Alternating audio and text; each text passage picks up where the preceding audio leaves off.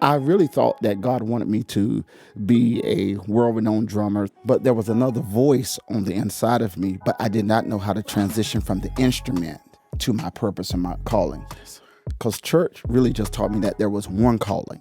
I found my calling and my voice in school. Okay. And what got me to this place is learning how to be comfortable being uncomfortable. So let me just have one preacher moment on your podcast. Okay? Let's go. Just one preacher moment. Let's go. I promise you, I will not take up much of your time. But I want you all to think about this. I want you to get a bottle of water in your hand. And I want you to take that cap off the top of that water. Hold the cap and the water in both your hands. I want you to take just a little bit of that water and pour it in that cap. All right, there you go. Now, the problem is that many of us are like the bottle where we got so much volume, but you're hanging around people that are caps that do not have the capacity to increase your volume. And you're expecting people that are capsized in order to fill a destiny that has volume on the inside of it. And that becomes the internal challenge. What up, y'all? I'm Rajay, and y'all are tuned into another episode of the RXS podcast. And today we got Roosevelt Ethridge in the building. What's up, man? Oh my God. Hey! Listen. Yeah, oh man. My Lord. Are you serious? Yes. First, listen, y'all listening in, let me go on and say, I feel like a special guest for real. Listen, I'm not in the backup group no more. Oh my God. I done came up in here. I'm in the real group. Lead singer. Oh my God. Listen, I'm just hanging out. Yeah, man. And I'm just glad to be here. Yeah, I'm glad to have you here, man. Man, went from the tricycle, the big wheel, now on the big bike. Listen, you got to be somebody to be on this show. Yeah. Listen, you got to be somebody to be on this show. Listen, let me tell you this thing I learned about music, and I'll tell y'all something about this later. But what I learned about music, when you're nobody gives you the credit when they work with you. Okay, I'm going to leave that in the atmosphere.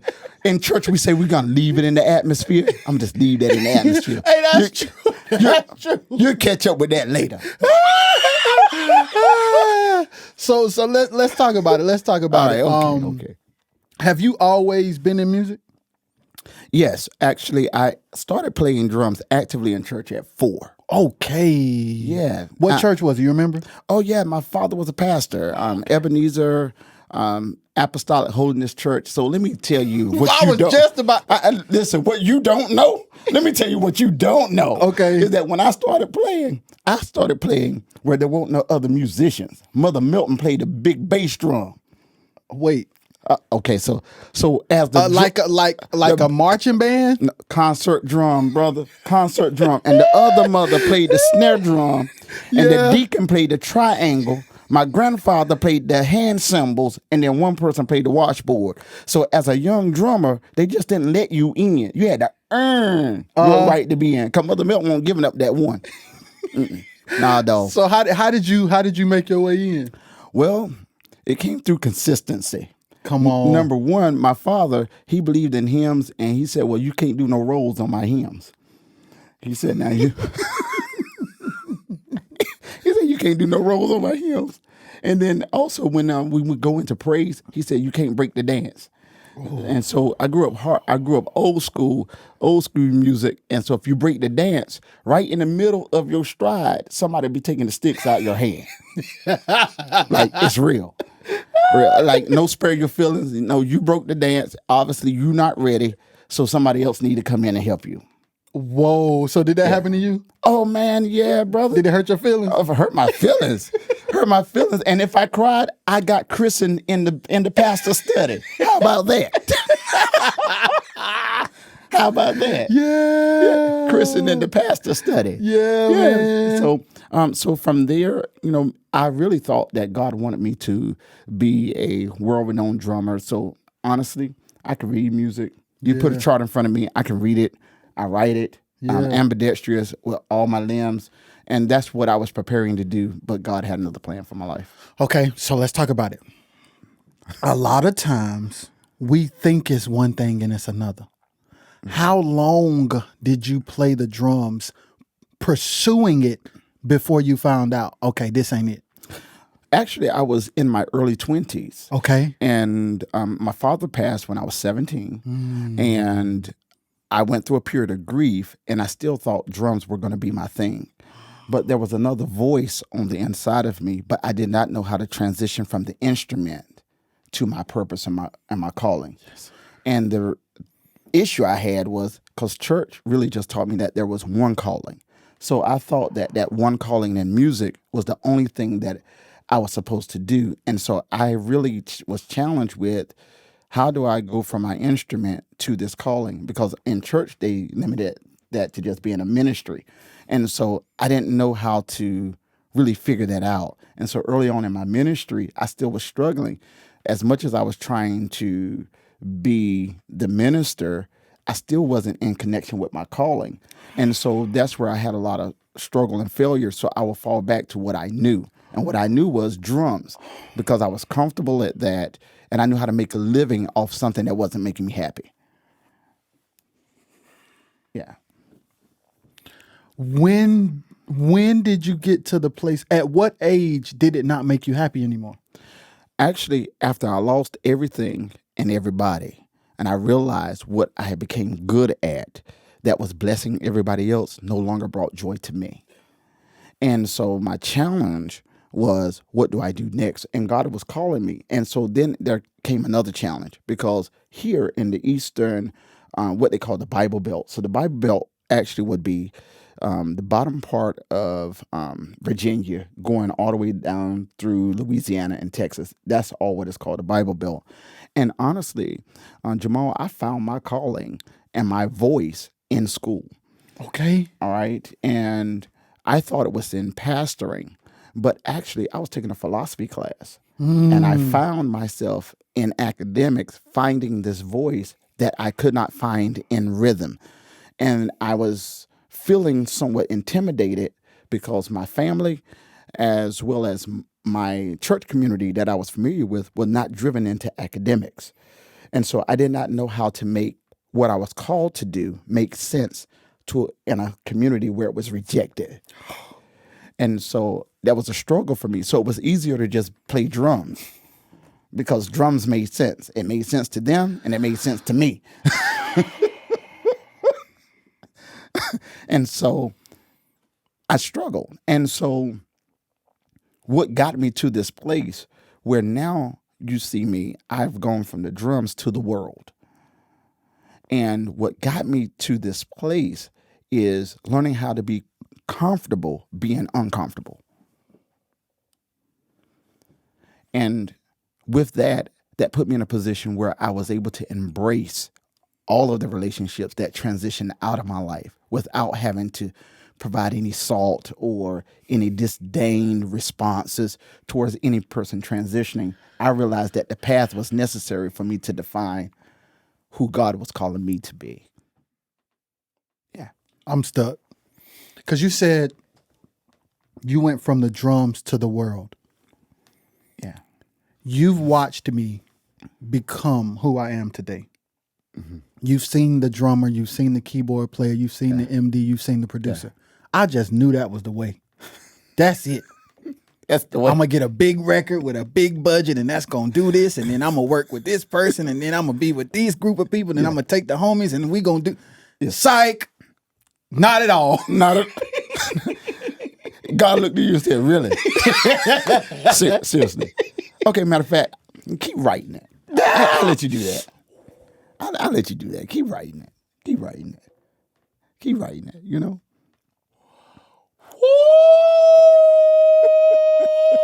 Woo! And then you get to the point where it's like, no, man, no. What I've learned in this life is that we don't go into our purpose. What the Lord told me is that we should go to another dimension. And whatever dimension you're in, there will be a purpose that you should define in that dimension. So it shouldn't just be like one level, like one on top of the other. That when you go to a new dimension, that you're actually opening a new perspective in your mind. And now you need to find the purpose. And that purpose should be a vehicle That purpose should be a vehicle, not just something in theory, but a purpose that is a vehicle that will now be instrumental in you now being recognized for the gift that you are in that dimension. Yes. And it's like from one dimension to another, everything changes. And I think that's what my problem was. I could recognize that I was being taken to another dimension, but I was trying to hold on to ideas and thoughts and people of the old one. Oh man. Oh man. Oh yeah. Oh yeah. It's like I'm trying to get, and it's like I did it and it clearly didn't work, and I tried again and it clearly didn't work again, and then you just like, okay, after the 100th time, maybe I. And to your point, it is tough when it's unfamiliar. Yes. So there's a book that's written by a Russian author, and he wrote this book in 1970, and the book is called Think Big, and he says that the reason that many of us never accomplish what we can potentially accomplish is because we hang around small-minded people. He said that the community that we're around don't really believe that we can become. And we hold those people hostage because we want them to arrive in the same destination that we are believing for, but they don't believe in the potential of where we are today.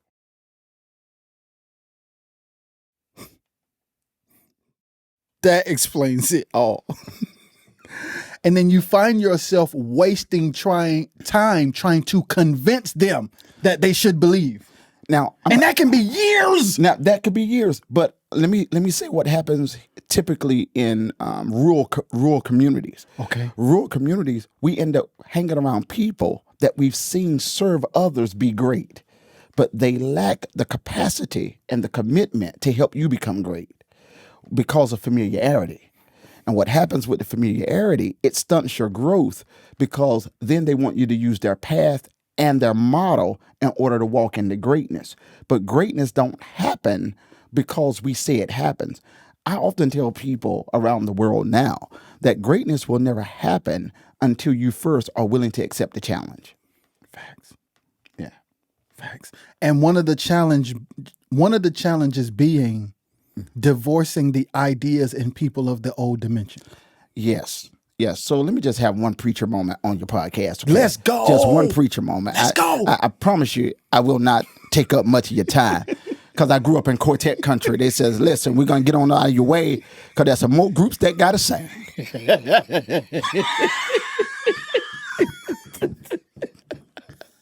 So I just want to put this one preaching note in there. Yeah. So the Bible talks about you can't take new wine and put in old wineskin. It says because the wineskin already has expanded its elasticity.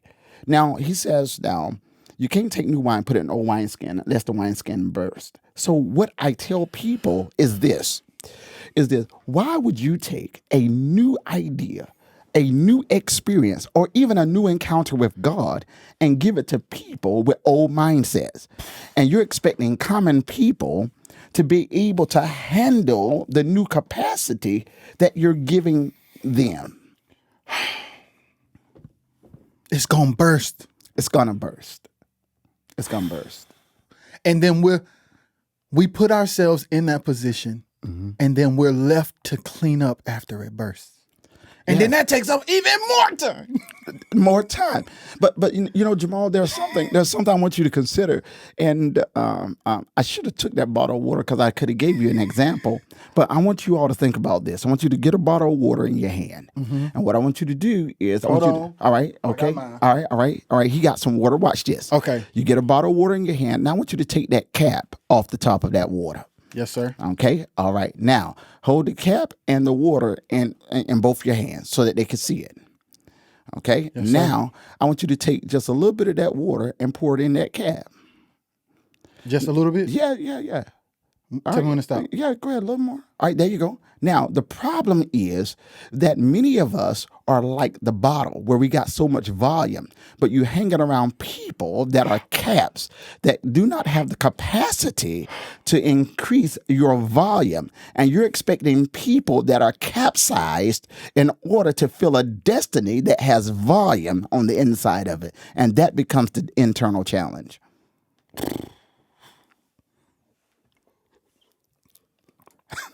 I had to take a sip, man.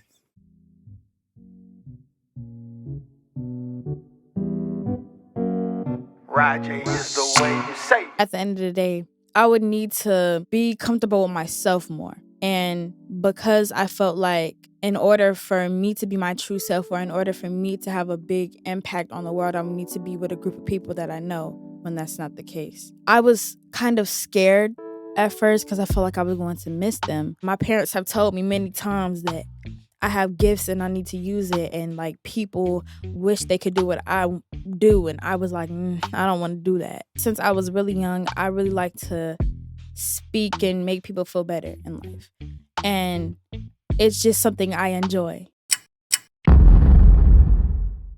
Hi, this is Nay, and that was Nay's Place. If you want to catch more, search Nay's Place on Apple Podcasts, Spotify, and RXS Entertainment YouTube channel. That is the challenge. That's the challenge. And so that even happens with theology, sociology, philosophy, music, any career. What happens is people can be good at what they're doing, but that doesn't mean that they are a volume or as a bottle. Some people are good, but they were good caps. And we take information or ideas or suggestion from cap-filled people rather than bottle-filled people. And so I stunted my own growth because I was expecting caps to give me volume when all they gave me was capacity. They maxed themselves out. They had nothing else that they could give me. And I was thinking that it should have came monetarily, or I was thinking it should have came through opportunity. Well, you know, this person or that person. But no, what happens when you give me volume, then it increases my faith and my potential. I said I wasn't going to preach, but Albert Einstein talks about potential. He talks about kinetic energy. And so, Jamal, here on this podcast, in this room, Albert Einstein would say, in the room, there's kinetic energy, meaning that energy is always moving and shifting. And he says that kinetic energy has no power until it has direction. So kinetic energy also can be related to potential, that all of us around the world have potential, but it has no power until it has direction. That's what happens. Whoa! So how did you get to the place where you accepted your calling? So I'm going to be honest with you. I started doing a church because I thought that's how I was supposed to get to the place called calling. So I started doing a church. And what the world doesn't know is on my second service, nobody showed up to church. That was the first time I ever preached to an empty church. And let me tell you what God told me. I sat down in the chair. It was 8:30 in the morning on a Sunday. And I sat down in the chair. Tears were in my eyes. And the Lord said these words. He said, if man has called you, you'll pack up and go home. But if I've called you, you will preach this word. And that Sunday, I never forget that message. I preached the cutting is necessary. And I preached to an empty church. And at that time in my life, I did not know how I was going to get to the place called here, because I thought the place called here, as it related to my life, was a local church, people coming in. We just love the Lord. That's what I was thinking in my mind, because that's what was modeled before me. But what do you do when God breaks the mold and when He calls you to break generational curses in your own family line, and the model He's telling you to chase don't look like a model that's been presented? And so what happened was that through the years, I never forget it. I took a sabbatical one year. Man, I had been traveling. I was doing Bible study. I was preaching. I was regular. I was consistent. But it was October, and I was going to take a 30-day sabbatical. At that time, I was burnt out from ministry. That's my transparency. I was burnt out because I was doing what I thought was right, and I thought I was a good person, but I was hurt and all this stuff. But the truth is that I was burnt out. I go into sabbatical for 30 days. Now I'm going to give you the other truth is I haven't been back.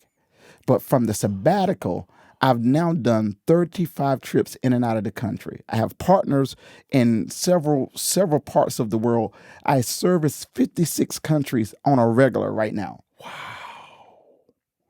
So you're telling me a 30-day sabbatical turned into here. And my intent was to return to what was familiar because it was comfortable. It made sense. That's what my father taught me.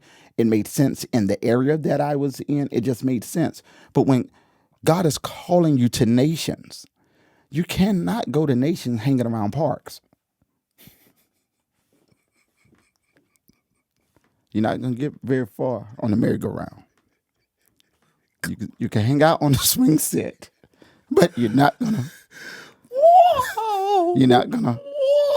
get very, very far. And so it took a redevelopment of myself. And so with that, what I've learned is that we all have different paths to our destination. But our goal is to now embrace the path, even though we're being criticized when we embrace it. Right? Yes, sir. So if you ask me, how did I get here? I didn't get here through the path of the church. I got here through academics. Academics was my path for me to find my voice. So I didn't have to have a coach or a mentor in order for me to find that Roosevelt was lost.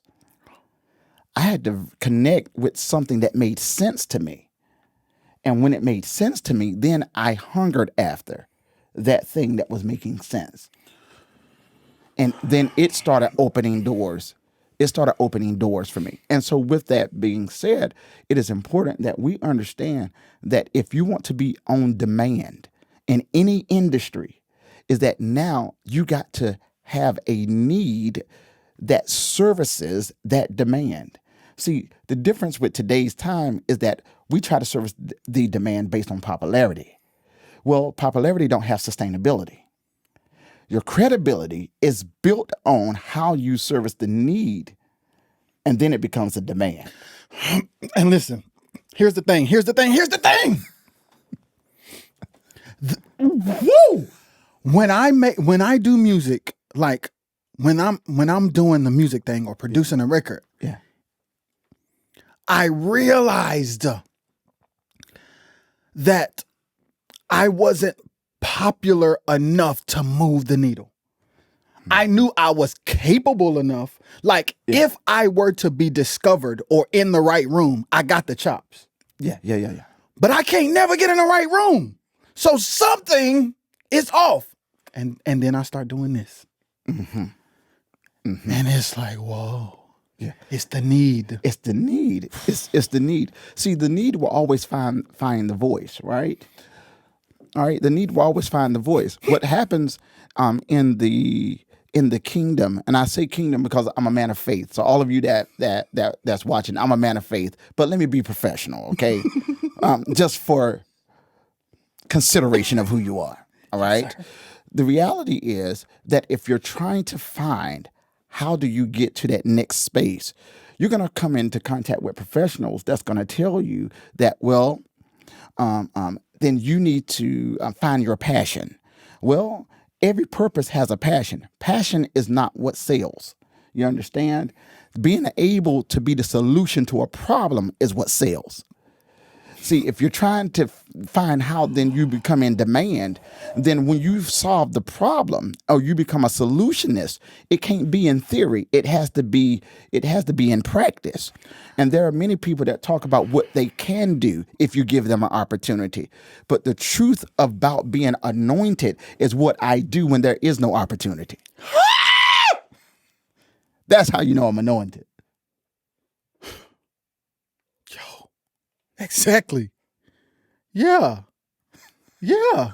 It's so it's like I'm looking at my life and I'm like, yeah, like we just started this. Didn't nobody hand us no check?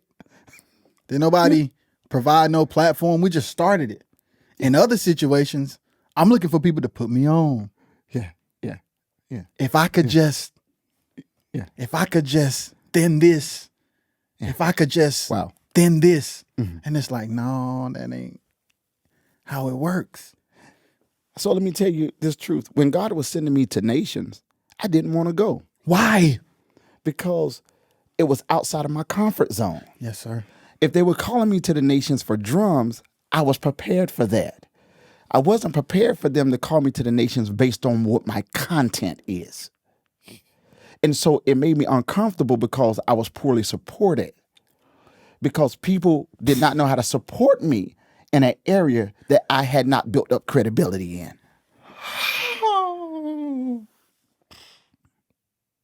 So, with that being said, Jamal, it's important for me to tell everyone, as a professional, I do marketing, but I didn't market myself to go around the world. And if I can give you some game, all right, some real game is that the world don't need your image. The world needs your message. And if you don't have anything to say, your image can be false advertisement. And what happens is that if you're falsely advertising, is that you get the opportunity, but you won't have sustainability. Yeah. And the sustainability is, do they have credibility in what you give? Yeah. And do they call you back? Yeah. If they don't call you back, then it was just an opportunity. You don't have sustainability. And so one of the things I do around the world that is unique is that I also take people around the world that are not in big organizations, that's not in academic scenarios. I give them opportunity to figure out how God is calling them to reach nations. And so that if God is calling them to nations, so that they can now be a part of this cultural immersion. So I don't just experience cultural immersion by song and by praise and by worship and by music, but I get ingrained in the culture to where now we can have cultural exchanges. And people that I give opportunity, I first figure out what it is that they want to experience. So I can figure out, is it Panama or is it Jamaica or is it Africa or is it Guam or is it Italy? What type of experience that you're going for, so that now we can marry you with the best cultural experience, so that you could discern what gift that God wants to use through you in that area. So essentially, you give people the opportunity you give a platform and a vehicle for people to discover what you had to discover on your own. Yes, because now, as an apostle of the Lord, I'm okay with people calling me Roosevelt, because that's who I am. But my anointing, I have a pioneering anointing. So let me tell you, it looks like this. So Jamal, if you came to me and said, well, listen, man, God told me to go over here and it's a wooded area. My anointing, I go to the wooded area, knock down all the trees, create a road for you, say, all right, now go over there.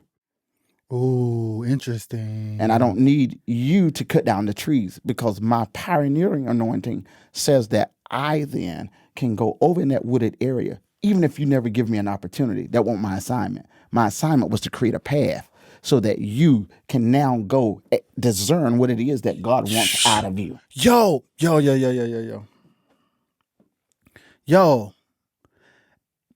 And that is more impactful. Like, that's sowing good seeds for the sake of being a good seed sower. And you'll always reap a good harvest. Like, I'll make way for you to be who you've been called to be, and you don't owe me nothing. It is my assignment to do that. This is a part of who God has called me to be.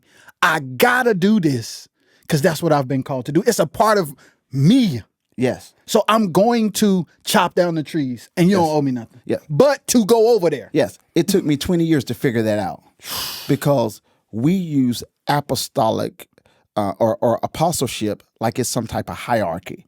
So if you become an apostle, then you're at the top of the food chain. Yeah, you over the bishop and the pastor and everybody. You at the top. You're up there. But that's a theological error.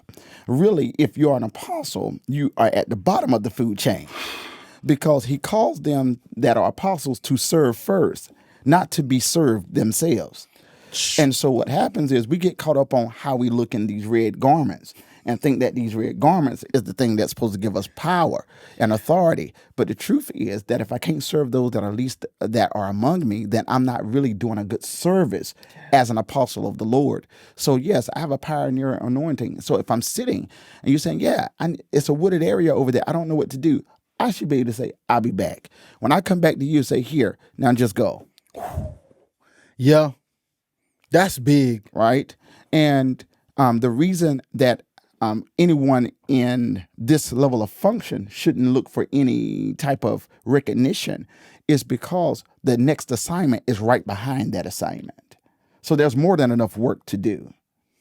So when I enter a room, I'm very okay with sitting at the back. I'm okay with nobody knowing my name. You don't have to know my name. Now, I have been watching YouTube a little bit, so I got a few urban words. I'm usually outdated. So I'm going to take the permission to use one of my urban words yes, go ahead. On the podcast here today. So I got the receipts. Yeah. So you ain't got to agree with it. You ain't got to like it. You ain't got to support me. I got my own receipts. Yeah.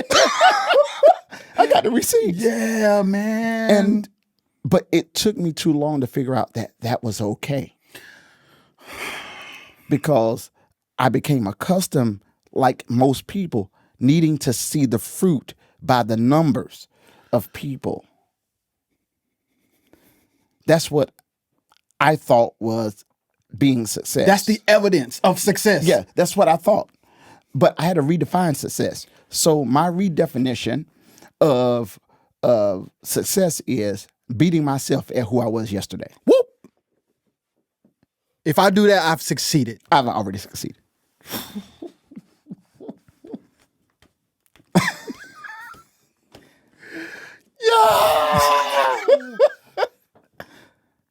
Joe, it's not about the numbers. It's not about other people. It's me being a better me than I was yesterday. Yeah, I've succeeded. Yeah, just yesterday. And I've succeeded. Yes, I've succeeded. Just yesterday.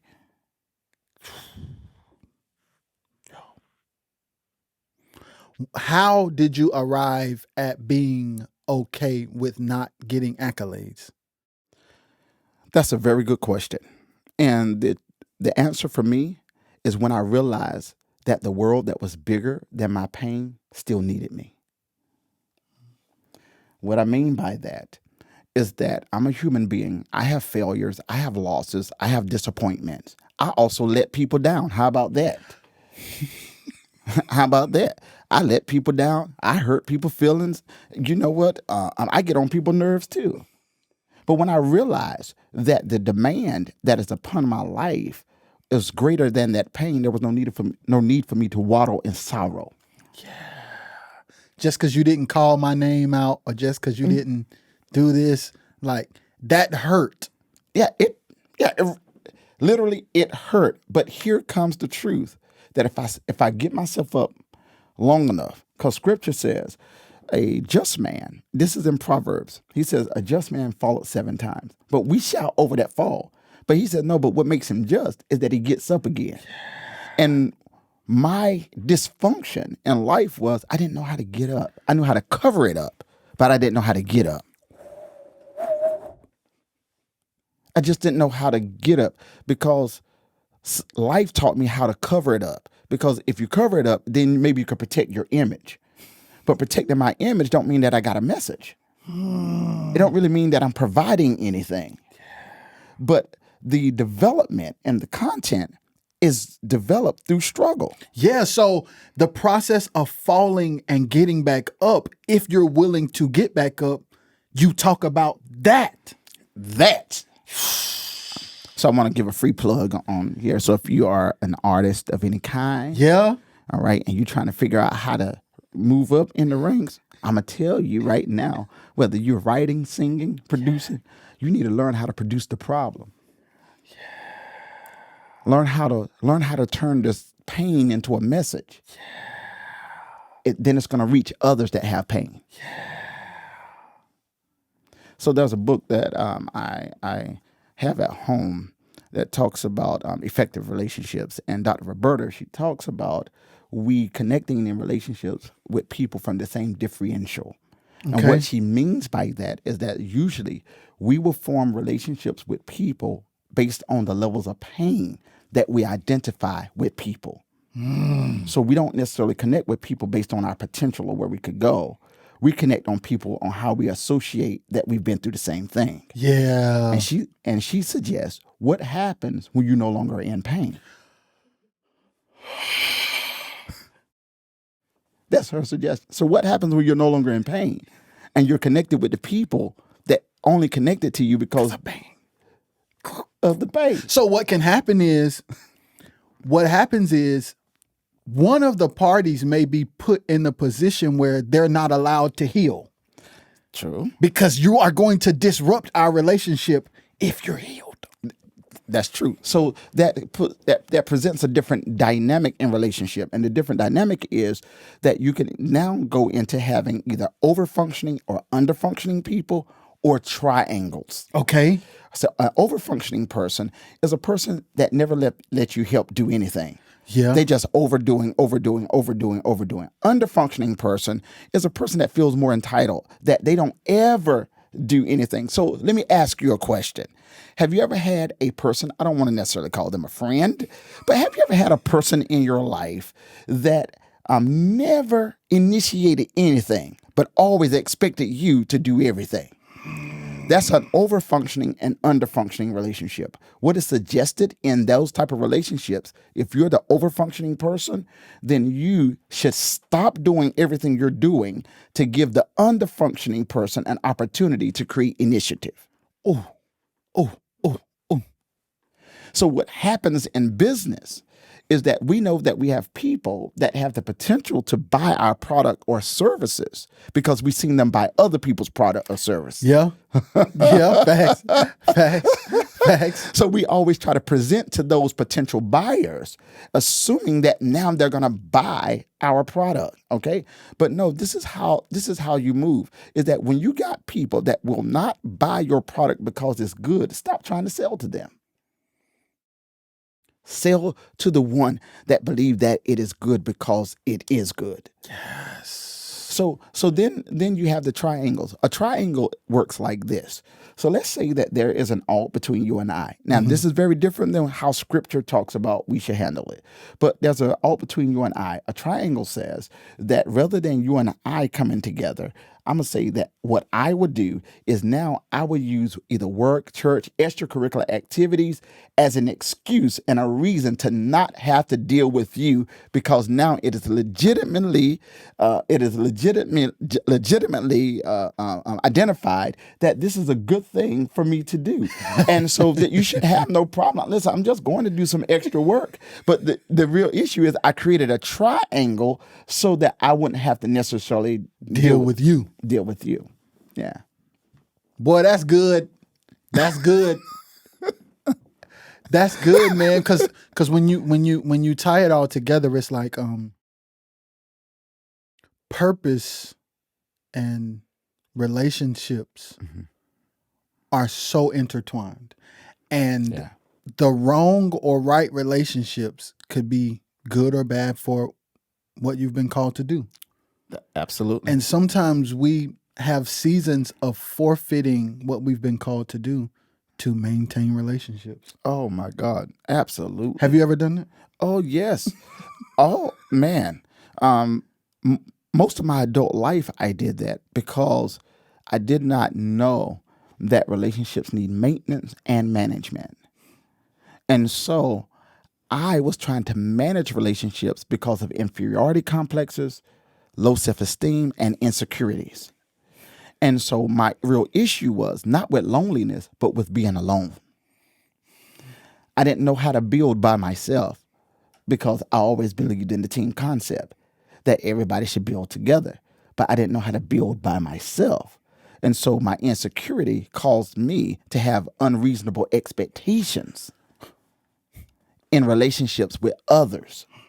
And it didn't make them bad people, but it made me unethical because my expectation was unreasonable. How did you break out of that? Realizing that I had something to offer. And that realization of something to offer went beyond the church. That was my greatest victory. The greatest victory I've ever had was over Roosevelt.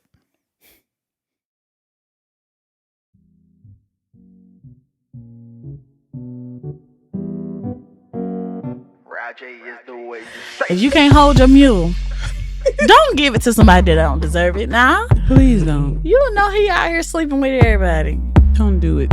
and you gonna do it because it feel good. Why? Cause he got a big thing or something. That ain't.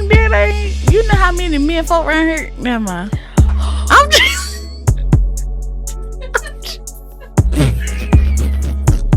I'm just saying, there's plenty of fishies in the sea.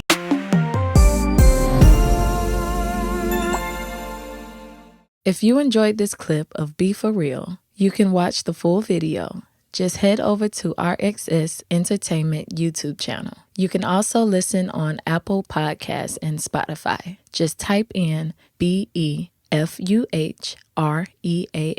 period.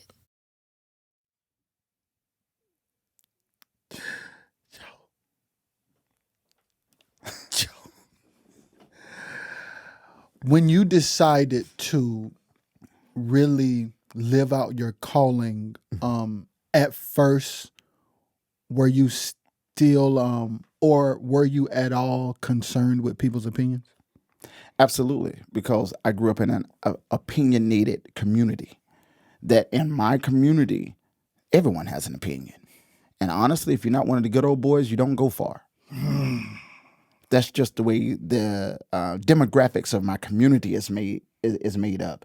And one of the unique things is that I have family that love me, but I don't have family that follow me.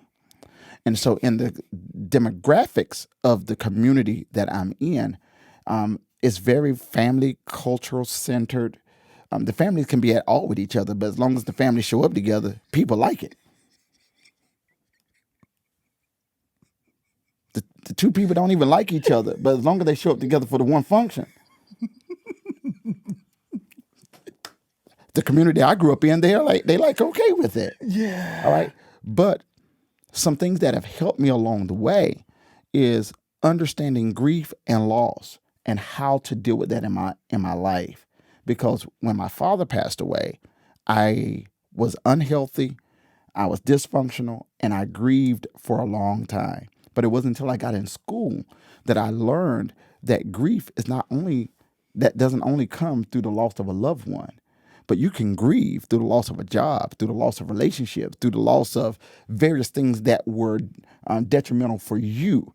You can grieve over those things. And one of the challenges that I had was that once I started grieving, it impaired my ability to make good, clear, conscious decisions. Facts. Yeah, paralyzed, just paralyzed, right? And so getting over that was realizing this: Roosevelt, either you're going to sit here and die or you're going to sit here and grow. That's your option. Now, if you're going to grow, you cannot spend time being condescending. You cannot spend time trying to diminish any person that played a role in your life. You must understand, if you are a Christian and you believe the word of God, that the steps of a righteous man are ordered by the Lord, then the truth is that even the path of failure was ordered by him. So get over that and get over them and go on with your life.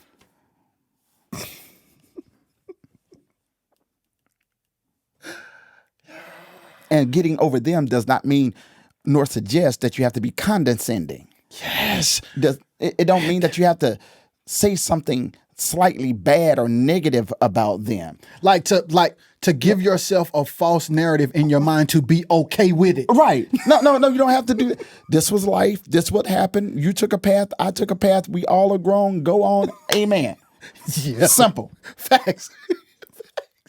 Get over it. It's easy. You know? But it wasn't easy for me getting to this place of healing, being healed and whole. It was that wasn't easy to discover this place, because I also am in a community where people don't pursue that.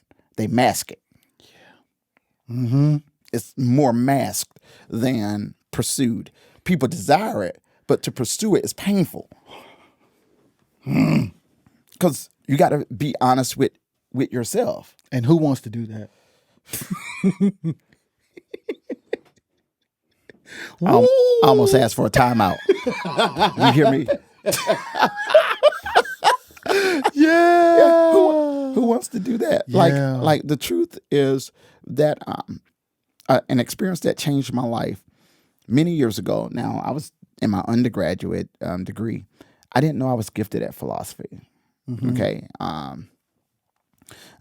I had a philosophy teacher come to me and he invited me to go to Greece to one of the annual philosophers convention, where philosophers from all over the world would be a part of this convention. Mm-hmm. Well, to make a long story short, I did not go. I stayed home to play drums because I thought drums was the vehicle that God wanted to use for me to become.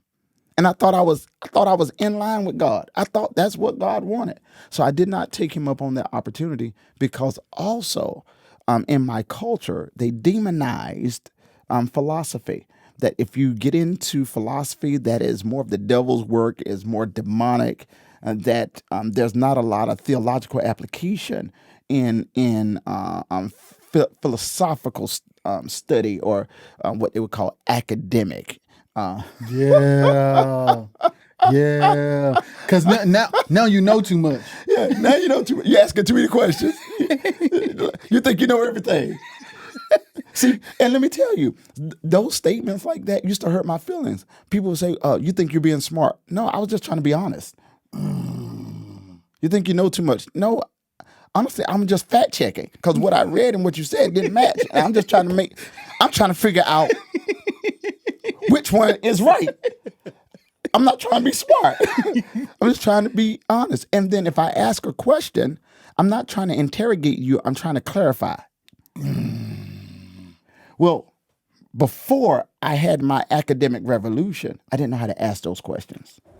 I did not know how to state that and say what I mean and mean what I say. What happened in my immaturity, when I felt challenged because of my incompetency, I would get upset. I would shrink, and then I would act out. Yeah. Not act out. Because it's embarrassing to not be able to understand. Yeah, because it's embarrassing. Yes. Woo! People have to watch me not understand. Yes. And I done fought to get here. Now you shame. So you got to act out because you shame.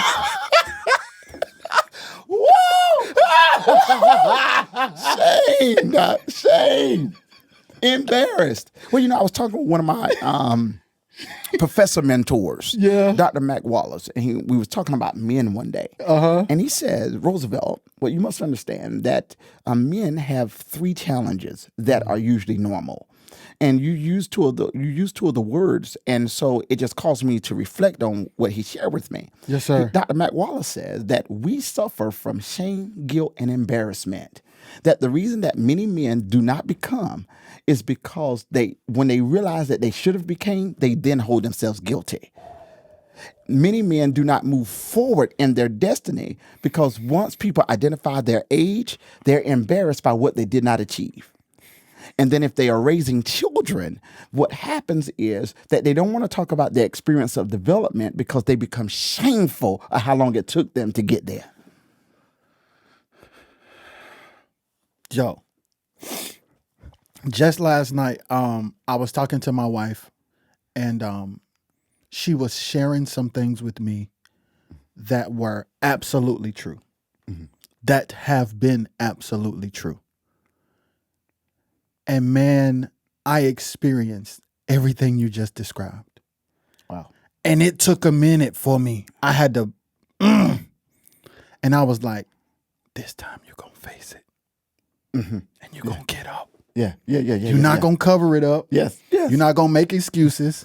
You're not going to act out. You're not going to invite things into your life to mask it. Yes. You're going to get up. Yes. And you're going to deal with it, man. Yes. Listen, I felt like I was on Coming to America. Yes. Yes. Woo! Yeah. Help me, Lord. All right. So here's the thing, that from what I have evolved to in my understanding, to be a man, it's okay with me failing.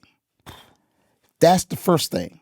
The second thing is, when I fail, I must become responsible. I had it backwards. I had it in my mind that I should never fail as a man. And then if I do fall, it's somebody else's fault. Woo! It had to be somebody else's fault. It won't be because I wasn't great. Yeah. It had some reason, some issue, something. But no, to be a man, it means to be responsible. Let me share with the women for a moment here, Yeah, because they like to come in on us about Proverbs 31. Who can find a virtuous woman and stuff, and they like to come in heavy on us. Well, here I'm a man of faith. Yeah. Proverbs chapter 1 to Proverbs chapter 30. What is not necessarily taught is that Proverbs chapter 1 to 30 is taught by the father speaking to the son. So everything in between 1 and 30, the father is now sitting with his son, and he's giving him these proverbs of wisdom. Yeah, he giving them game. He giving them the game. I'm telling you, he loading them up. That's why he says that her price is far above rubies. You need to read Proverbs kind of around like chapter 14. He said, listen now, hey, she ain't no cheap. Listen, when you find her, have the bank ready, okay? Yeah. Because that satisfies her. One thing I need to clarify is that when you find her, you should never purchase the love. You secure the love because she is worthy of that security. Yes, sir. All right? That's first, we need to say that. But when you get to Proverbs chapter 31, what changes the nature of the tone is that that's the only chapter in that book where the mother is now talking to the son. Ooh. So when we say who can find a virtuous woman, the mother is now telling her son the game. Yeah. Who can find this virtuous woman? His mama said that when you find her, she'll make your name known in the gates.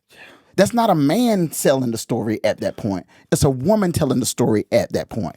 But what happens with us is that we are not taught in culture to just be responsible when we fall.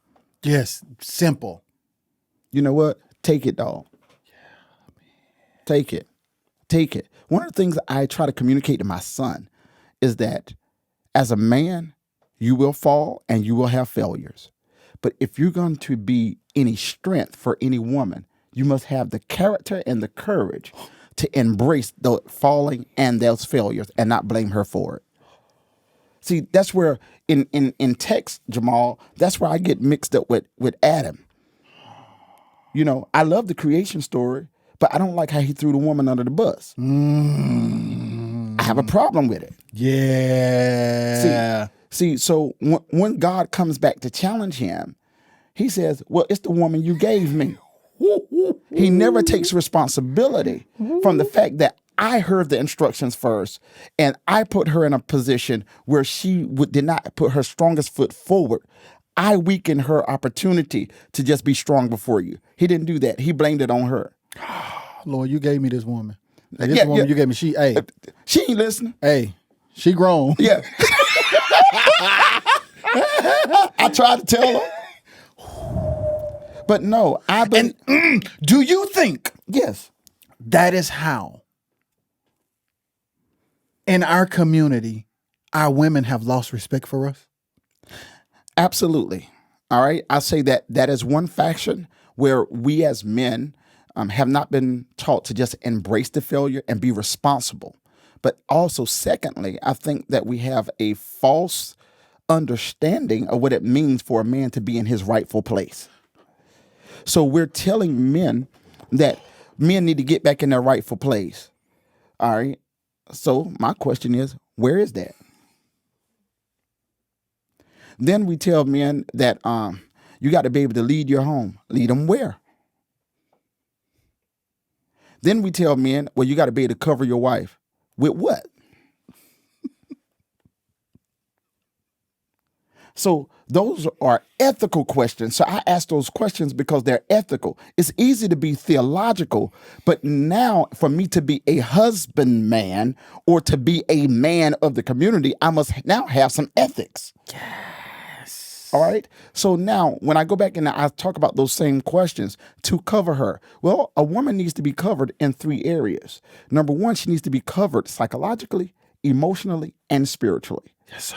If you cannot cover her psychologically, meaning that giving her the space to expand and journey in conversation, then you're not showing that you have the aptitude to cover her.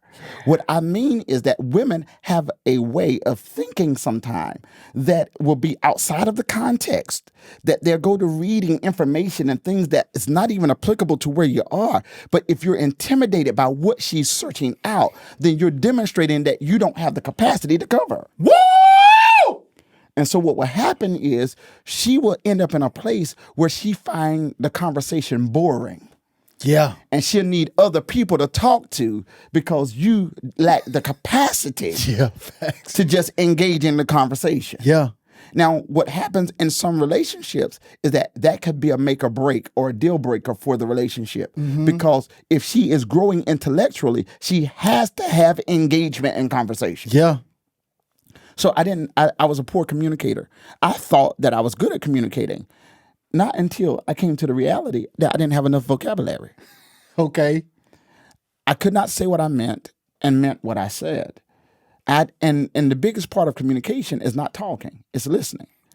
And so my issue was in comprehension.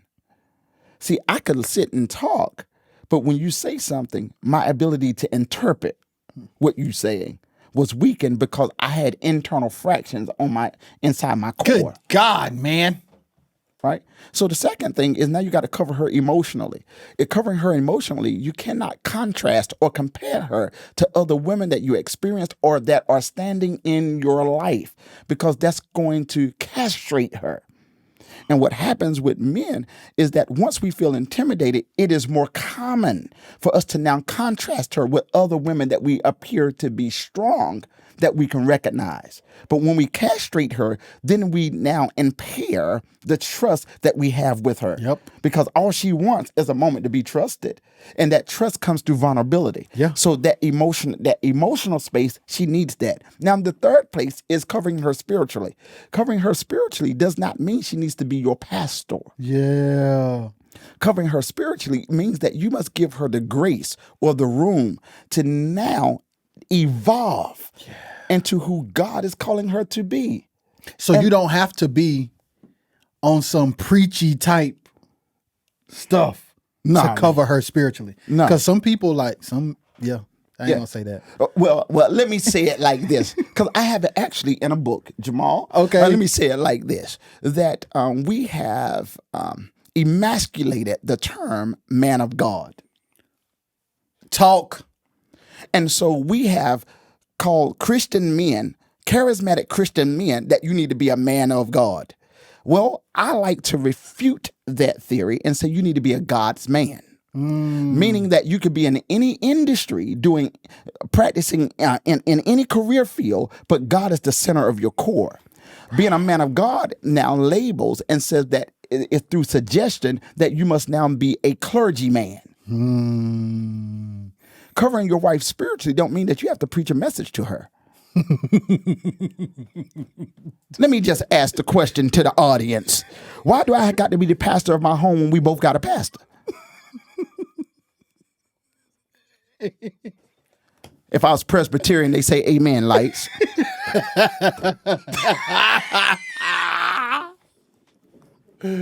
Yo! If we both got a pastor, why I got to be the pastor of the house? Yeah. See what happens because of these fractured relationships in church. What happens is we try to now compare the relationship of the home with what the relationship with God is like. Let me tell you something. If you're jealous of how your husband or wife love God, you got a personal problem. Yeah. And it suggests that you have an insecurity there, that God should never divide the home. See, in my young years, I didn't know how to process that because what I thought was God really was church. Yeah, because like some men abandon their families in Jesus' name out here on the road. On the road. And that's church, not God. Yes, not God.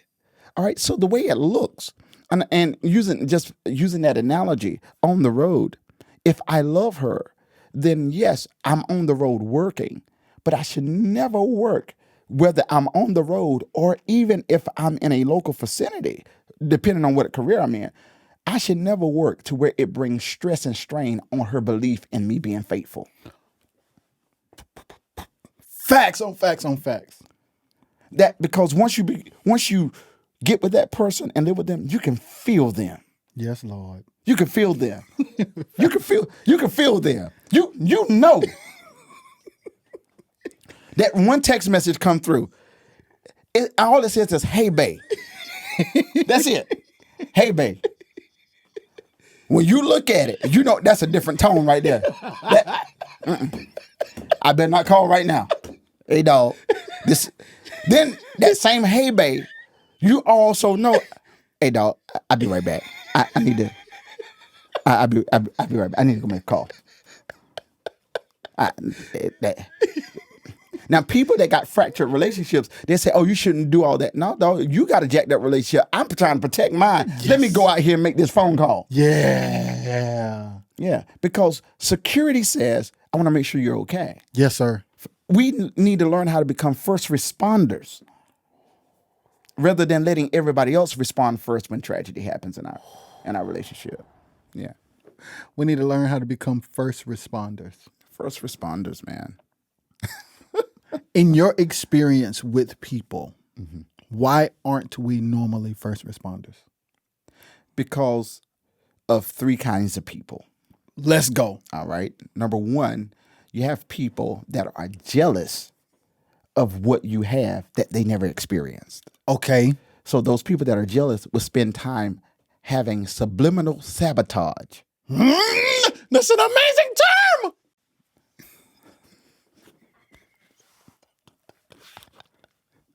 That have subliminal sabotage on your relationship. All right.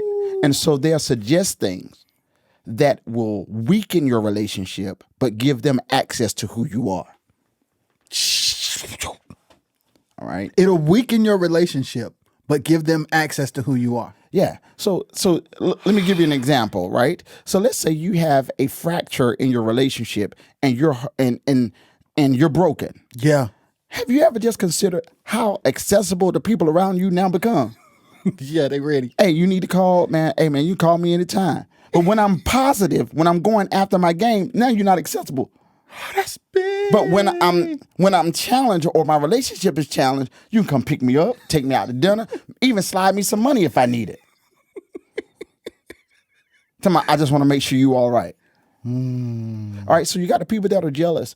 Then you have the people that live falsely, meaning the people that lie to themselves or lie to America or lie to the world. See, what we have in this social media age is people that post picture perfect pictures, but not picture perfect relationships. And so it looked like it's all gravy, but it ain't gravy. Yeah. It's really apple juice.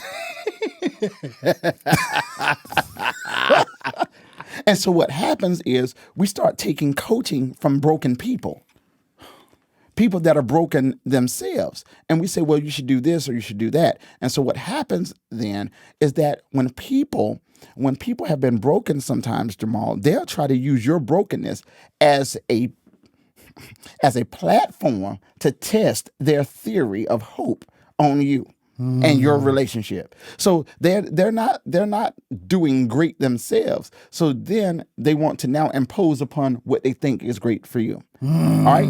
Then you got the third kind of people. So we got the jealous people. Then we got the people that's lying. All right. All right. Now the third kind of people are these kind of people. People that were high school sweethearts, but never adult lovers. Now, this is no indictment against high school sweethearts. Watch this now. Because there are many people around the world that have found the love of their life in high school. But if you've never had a broken heart, then you might be lacking the data to help me recover when my heart has been broken.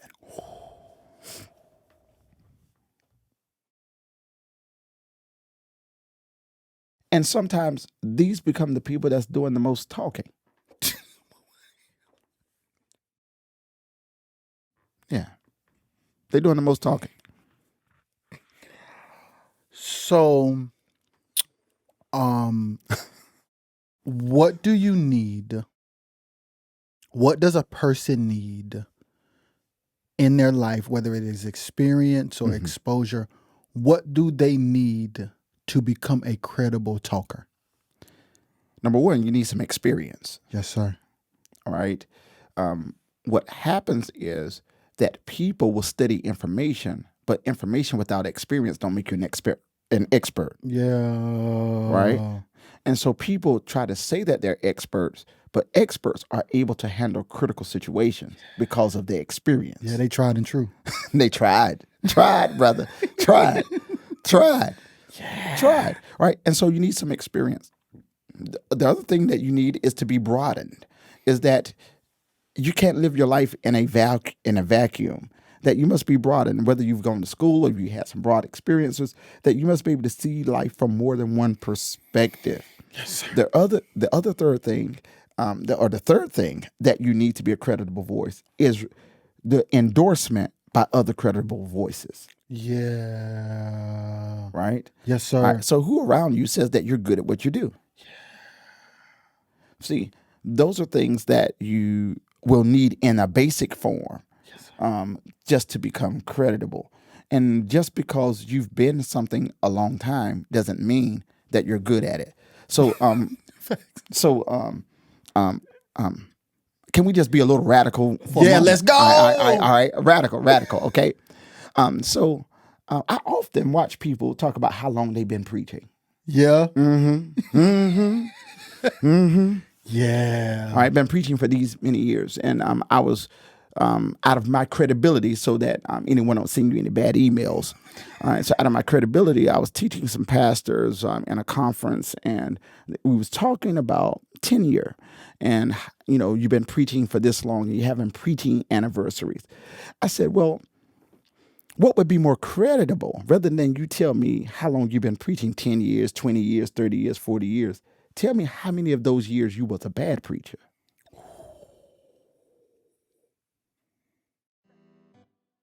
What up, y'all? I'm Rajay, and I'm interrupting the pod to present an opportunity for y'all to support the brand and the fam.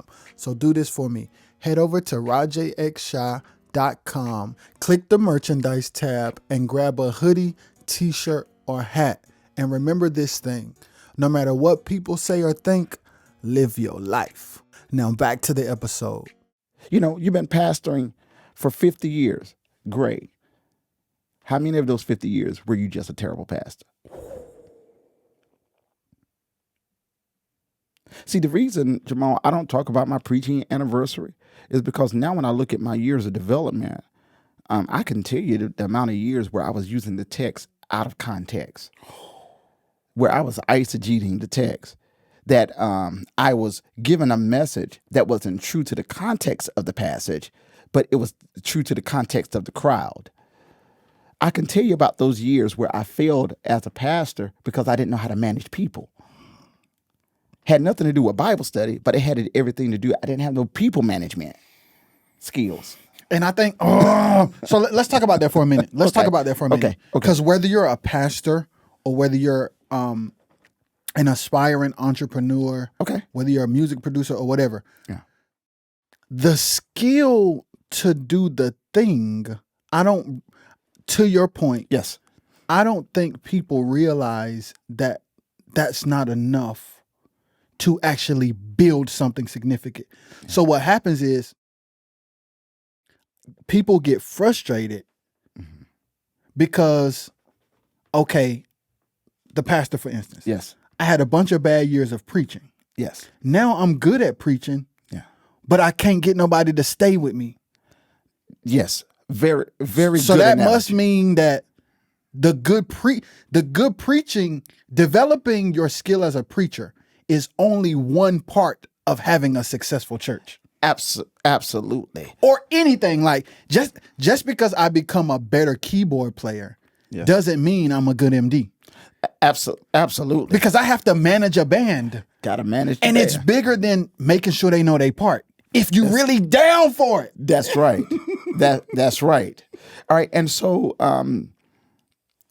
let's talk about church, business, and community. Yes, as sir. it relates to managing. Because I can speak to some voicing of that, right? Yes, sir. All right. So I'll let you choose which one you want me to talk about first. It don't even matter. You go. All right. All right. Let's talk about church. All right. Since we're already right here. All right. So to have a successful church, first we need to change the measure of success. All right. We need to change what does that look like. Really, in a basic term, to measure success should be how people apply what is being taught to their personal lives. And we should measure the success of the church based on personal development rather than people population. Yes, sir. Number two, that in order to have a successful church, that a pastor today is not like a pastor of the 60s, of the 70s, of the 80s. Okay? Now, the difference is that today you need to know how to manage people. But the problem is that we have pastors that are good at preaching, but they are poor managers. And so when you look at the management of the system, they don't know how to manage the system. So as a default, you and God got it. Well, me and God, and we need a little bit more than me and God got it. Okay. We need a little bit more than that. Okay, we need to have some conversation. We need to figure out some things, X, Y, and Z. All right, also to have a successful ministry and managing the ministry, then we must also keep the main thing the main thing. The problem that I have seen post-COVID is that now there are many ministries that they are more focused on making sure that we hit budget, when the main thing is that our business is people. That if we don't know how to manage people and serve people, then the budget just makes us a business. Well, then if we're just a business, if that's what we're going to be as a church, if we're only going to be a business, then our products and services need to be A class. Period. Facts. If that's So you want to you're treating it like a business with terrible products and services. So if you were going to be a business, yeah. Okay, all right. Let me say it like so. So I do marketing, right? So Yeah. So let me say it like this. All right, you got a Neiman Marcus marketing plan, but you got Dollar Tree services. Facts. Talking about God getting ready to take us to the next level. And you ain't even changed the merchandising yet. So what is the flip side where we don't focus on budget? What's the flip side of All that? right. The flip side is that if we build people, budget will come. Yes, because they're going to value 'Cause they're gonna being value- poured into. Absolutely. They're going to value being poured into. Now, what the reason that this is a challenge is because people don't have time to pour. All right? So what is typical is that we put people in a position where you must catch the drip and don't know how to sit for the pour. And then they'll talk about we're pouring, but people can't pour. You can't pour out of what has not been deposited. You got to give me more than Jesus will. And matter of fact, if we're going to talk about Jesus wept, let's have a pouring session. Jesus wept. That is the shortest Bible verse in the Bible. But why did Jesus weep? Let me tell you. We talk about Jesus wept and that he cried over Lazarus. Well, no, that cannot be contextually true, Jamal, because in the beginning of the text, Jesus says that this sickness is not unto death, that the sickness is so that my Father in heaven can be glorified. Well, then why would he get over to the tomb and then cry about what he already decreed? Oh, okay. All right. Now, so let me put it. All right. You with me. So now let me put it in context. So Jesus wept. Why did he cry? Because the people that he's now with are the same people that now no longer believe in him. So he's crying at the reality that you sent a telegram to me telling me to come because I could stop the death. But now that I'm here with you, you no longer believe that I got power because you do not know that I'm the resurrection. And so I'm weeping because you don't even know who's amongst you. So let me give you this for a preaching context. Be mindful of people that you're hanging out with that don't know who the real you. Yes. That's how. So pouring. See, I don't need a marketing strategy. I need volume. That helps me get over my fears, my own weaknesses. I need a pouring that challenges the way that I think, that challenges these silent questions in my head. Mm-hmm. I need a pouring that if I ask a question, you won't feel unraveled, unnerved. Mm-hmm. You know, like I'm challenging you. No. I was reading the other day, and I just wanted to ask a creditable source that I believed in that could steer me back into the realm of faith if I escaped outside of those borders, that we can just have an intelligent conversation. Yes, sir. But what happens is that people are intimidated by questions. They're challenged by them. And so how do we get to a place to where we're building the church? We got to get to a place to where we're building people. And also, now we need to have proper placement with competent people rather than having improper placement with incompetent people. Facts. Just like, for example, y'all don't stone me. For example, having somebody on a praise team that can't sing so you can have a praise team. Let the church say amen. Let the church say amen. Having somebody over the finances because they are willing, but not because they got an accounting degree.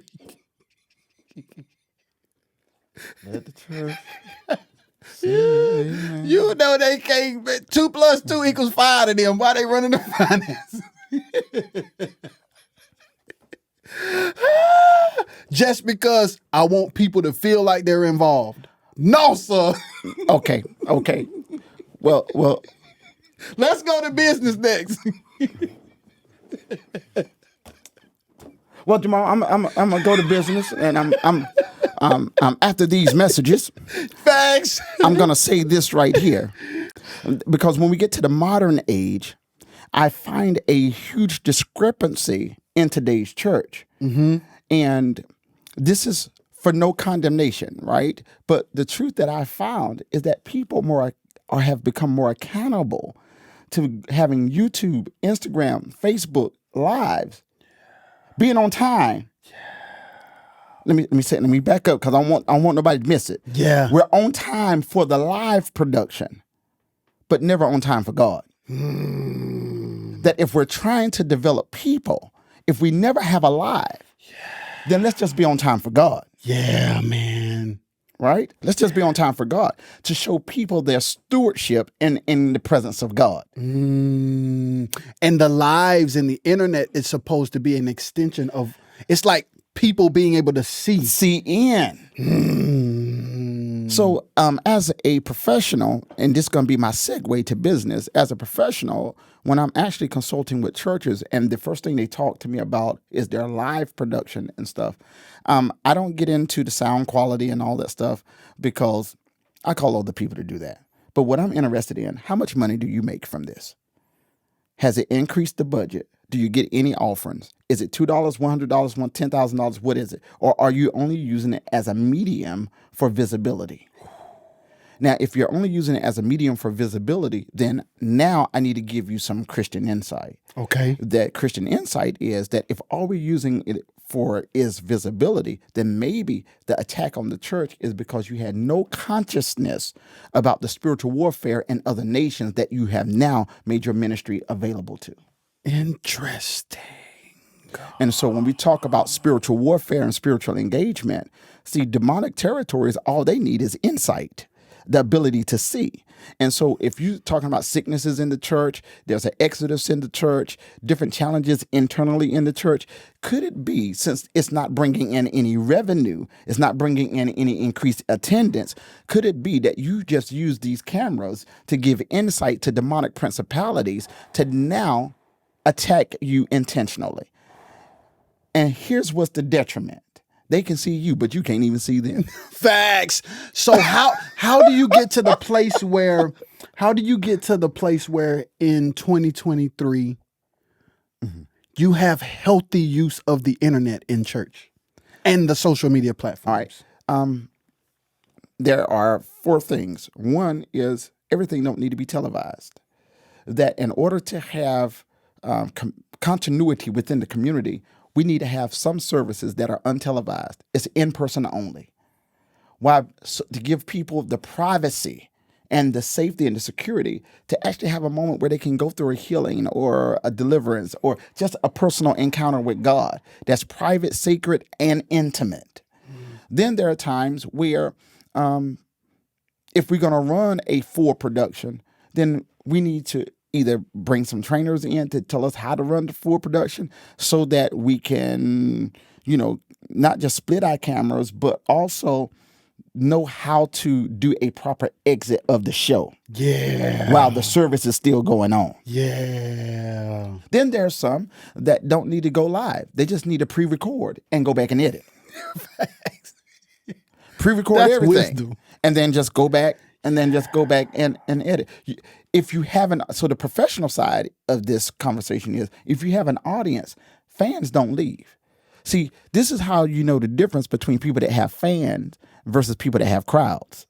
See, once you have a real fan, fans don't leave. A fan will stand in a rain for 4 hours and wait. Yeah. Talking about, and see, crowds say, "Oh, the show ain't started. The show ain't started." A fan don't care. A fan will start a sideshow on the sidewalk, waiting for the show.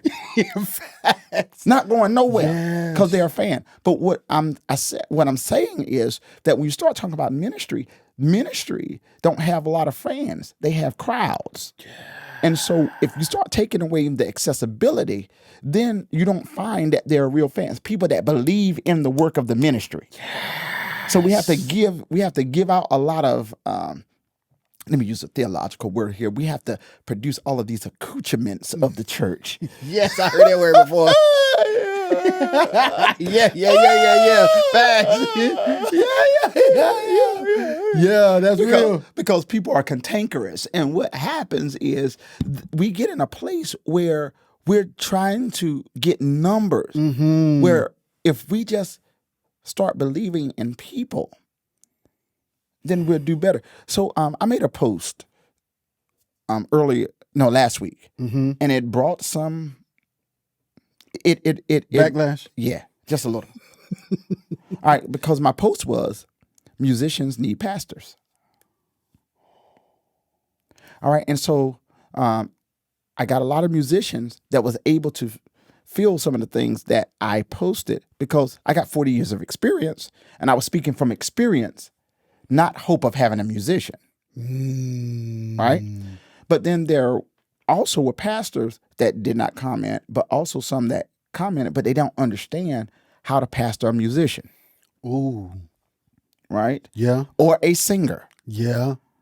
Okay? And so one of the I'm saying this to say this because one of the things I suggested is that once you start pastoring musicians or singers, that they're going to come a day where they need a day off to just sit and digest that word themselves. They don't need to serve. And you got to be able to discern that, because if you're pastoring the musician, you got to know what they need as you know what the congregation needs. Yes, and what happens is that when you start managing people, the lack of managing people, we're focused on the one thing, which is what we want the outside to come. Think about how many services we all around the world have been in, and somebody's prophesied that the church need to get ready because the nation's getting ready to come in. But internally, we don't even serve the nations that's in our house right now. Yeah. So we start preparing for a future and not even dealing with the reality of what's existing. Let me go over here to business. So business. All right, let me shift over here to business. 'Cause I could stay here in the church. So the business part, right? Now, when we're serving business, number one is that we got to have some experience. Okay? We got to have experience. One of the things that's killing businesses is that they're overpricing for novice experience. They have good service, but they are novice themselves. So they want industry standard rates with a beginner experience. Unreasonable. Number two, we have too much false advertisement. There are many amazing designers, Jamal. Many of them amazing. You know, I do all these things for people. But if you're false advertising, then you're lying. Mm-hmm. So I give this analogy in churches. All right. If we make a flyer and say, this is Jump and Run Baptist Apostolic Pentecostal Church of America, Incorporated. I got to put that INC on there with a dot. Yeah. Dot. Okay. Yeah. And I see the flyer and I come to your church. When I walk in, I expect to see somebody jump and run. Facts. Facts. If there ain't nobody jumping and running, your flyer lies. Whoa. Yeah. That's false advertisement. So now to grow the business, the problem that many people have is that they don't know their audience. They want everybody audience. See, I immediately shut down when a person tell me, when I say who you want to reach, everybody. There ain't no need for you and I to talk. Conversation over. Yeah. Because it's clear that you don't know the need of what your service, neither are you conscious about the audience that needs your service. Facts. So you're still in the beginning stage, in my mind, with where you are in your business. Mm-hmm. Okay. But you can do anything that you want to do. And so the next conversation is, how do we grow that business after knowing the audience? Now you got to know the industry and not just the service or the product or service that you are providing. That's so good. So when I'm dealing with artists or dealing with community or dealing with business leaders, I don't care who's at the top, because that ain't got nothing to do with you making money. That ain't got nothing to do with me. You didn't come to me to go to the top. You came to me because you want to make some money. Yes. Well, then my job is to now help you study your industry to figure out how then do you maximize your gift to make money from what you're good at doing. And you have to know the industry. You got to know because if you just know, if I'm not studying the music industry, mm-hmm. even though I'm a good producer, I won't know what the market value is. Yeah. I won't know who my potential client is. I'll just know I'm good at producing. And I can't make no money just being good at producing. Clearly, no. That's not gonna work. But some of the other, excuse me, you all. I'm gonna talk to Jamal. Y'all can't call him Jamal. I can call him Jamal. Okay. So you're out of context if you call him that. I can do that. Okay. Because I got some history over here, right? But I'm gonna give you some game. Yes, right? sir. All right. So here's some game. All right, music producer. All right, well, number one is that, all right, if he or she is just trying to make some money and make a name, well, first of all, when we deal with movies, all right, yes, sir. Let's deal with movies. So I deal with movies. Well, movies, you ain't got to have no label or nothing. All they need is tracks that fit the scene that they're doing. Yep. So what am I gonna do? Well, I ain't gonna take you to no music party. I'm gonna take you where the producers are that's producing the movies and say, hey, here's a guy that makes tracks. that makes soundtracks for your movie. Yeah.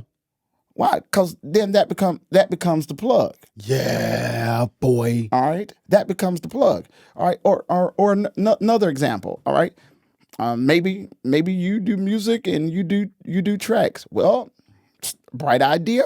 Well, we got. I'm just giving you this right here, but we go around to the major car dealerships.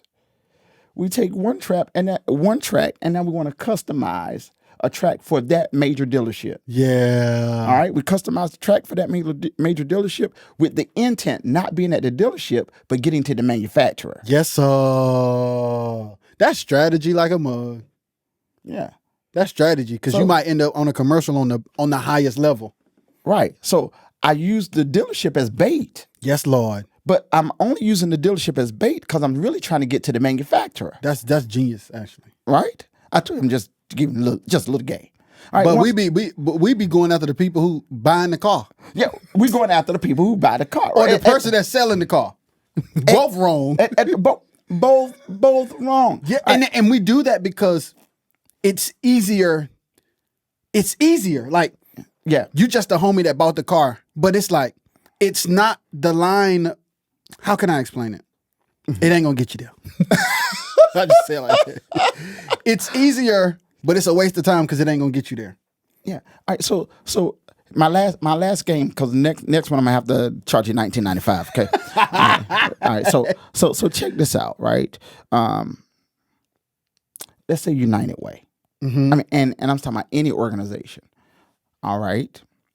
What you want to do is read their mission statement. And this is free game. I don't know. Yeah, I can tell you finna. Yeah, I can tell you finna drop a gem. All right. So you want to read their mission statement. Once you read their mission statement, and then go through their website, embody what the message is that they want, that they're trying to communicate. From that, you create a jingle. Yeah, that's game. You understand? You create a jingle. Once you create the jingle, then you go back to the same website, and now you need to find the either the marketing person or someone. Okay, but now copyright before you do all this.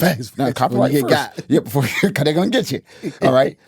Now when you get to that person, say that I've been studying your brand. Yes, Lord.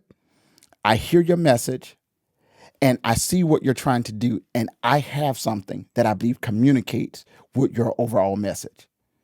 Just have the contract ready. Why? Because they already have a Rolodex of people that they are commonly used. But once you think outside the box, now you got to show them the potential of what they've never done. Yeah, man. And so you just take it to them. Yeah. Yeah. And now the goal of business is not to get the pay rate of everybody else. It's to set my own pay rate. Yeah, man. And when you set your own pay rate, you can only do that when you're in demand. Yes.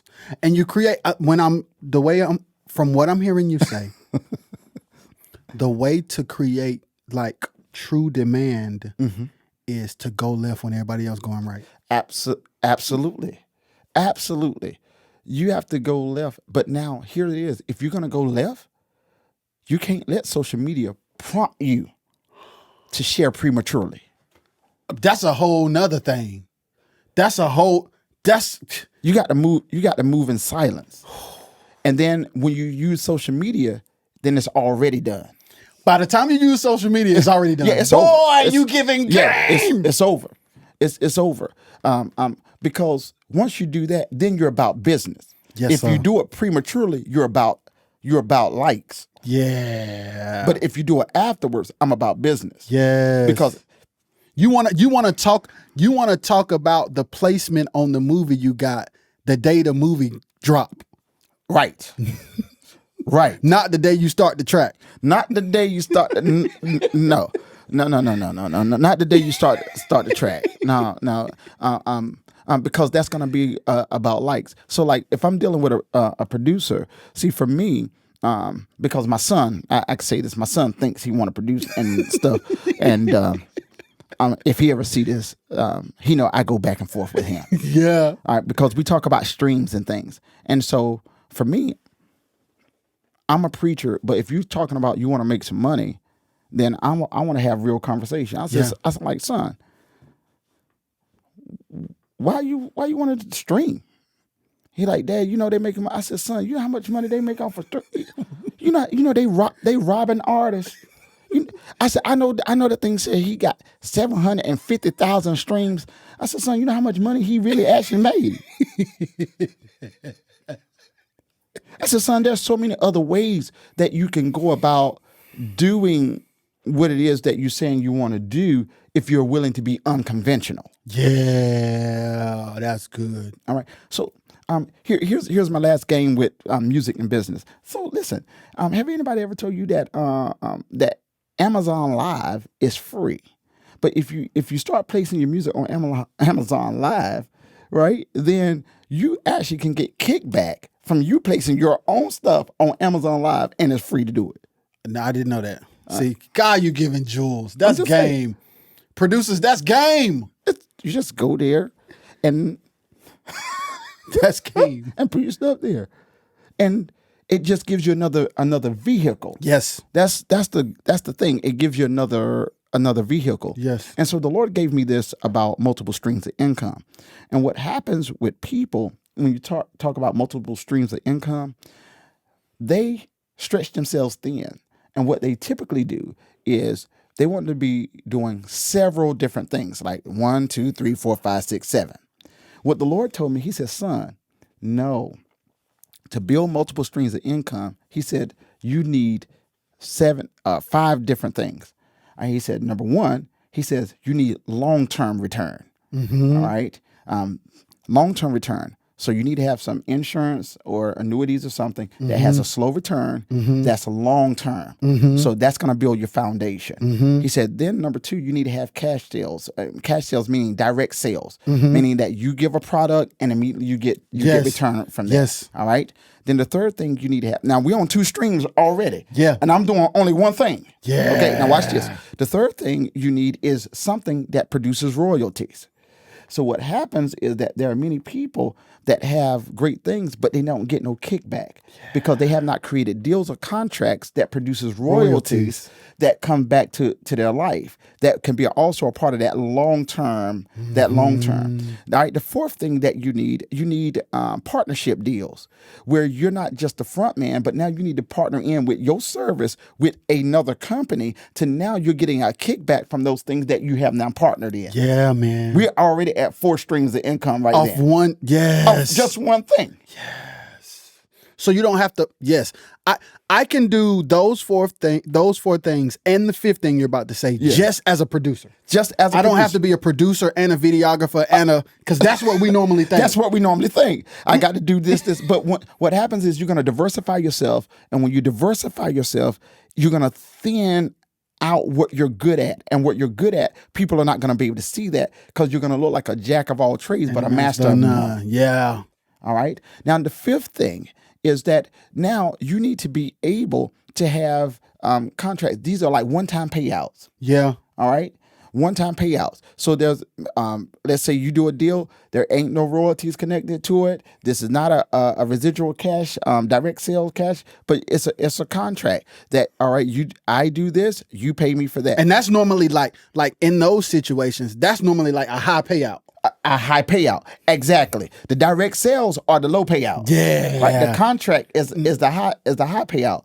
But here is the goal. If you're gonna have multiple streams of income, learn how not to overpromise And underdeliver. Because when you start talking about Afrocentric businesses, what becomes our decline is that we overpromise. And then we underdeliver. Because we are stretched thin. Because we're stretched thin. We haven't learned how to diversify these multiple streams of income because we try to, I become the videographer. Why? Just go hire a videographer and say, listen, I want to create a contract with you.